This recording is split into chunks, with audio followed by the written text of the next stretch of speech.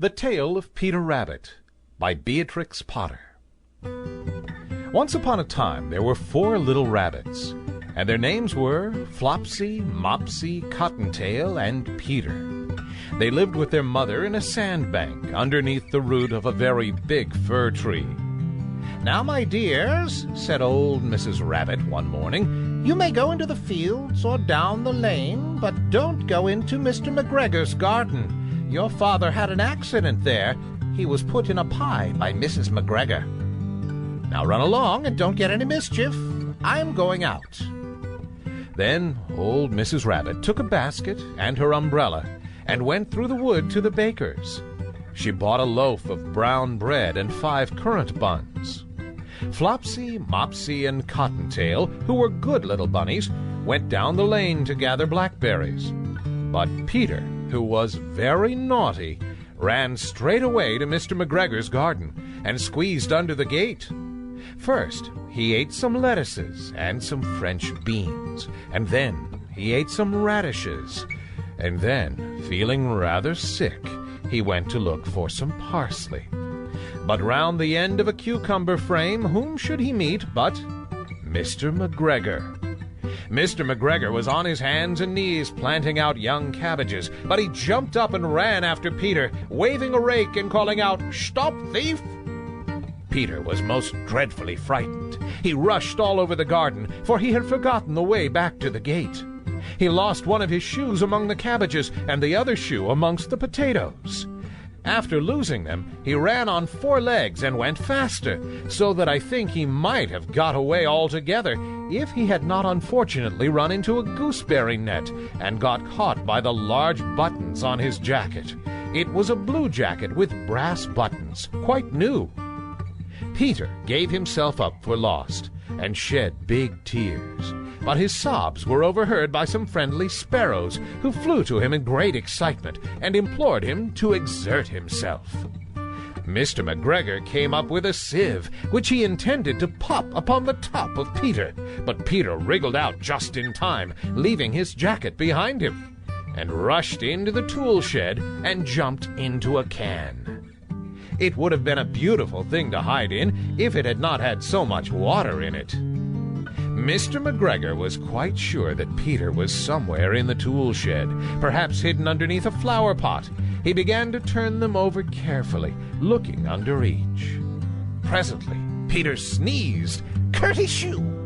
Mr. McGregor was after him in no time and tried to put his foot upon Peter, who jumped out of a window, upsetting 3 plants.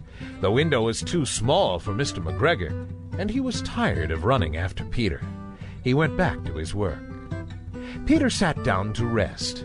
He was out of breath and trembling with fright, and he had not the least idea which way to go. Also, he was very damp with sitting in that can. After a time he began to wander about, going lippity-lippity, not very fast, and looking all around. He found a door in a wall, but it was locked, and there was no room for a fat little rabbit to squeeze underneath. An old mouse was running in and out over the stone doorstep, carrying peas and beans to her family in the wood.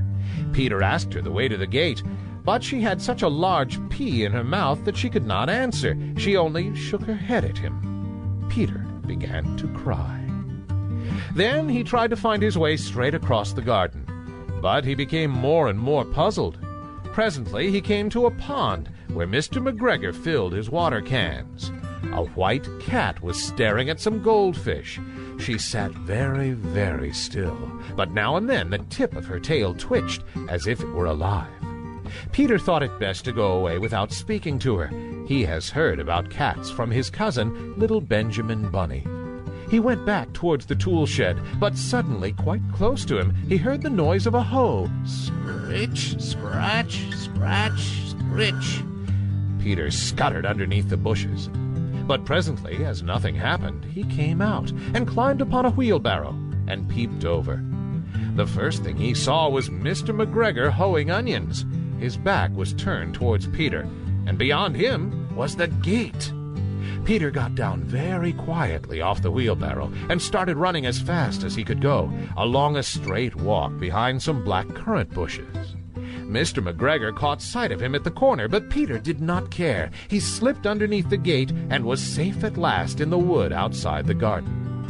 Mr. McGregor hung up the little jacket and the shoes for a scarecrow to frighten the blackbirds. Peter never stopped running or looked behind him till he got home to the big fir tree. He was so tired that he flopped down upon the nice soft sand on the floor of the rabbit hole and shut his eyes. His mother was busy cooking. She wondered what he had done with his clothes. It was the second little jacket and pair of shoes that Peter had lost in a fortnight. I am sorry to say that Peter was not very well during the evening. His mother put him to bed and made some chamomile tea, and she gave a dose of it to Peter. 1 tablespoon to be taken at bedtime. But Flopsy, Mopsy, and Cottontail had bread and milk and blackberries for supper. The end.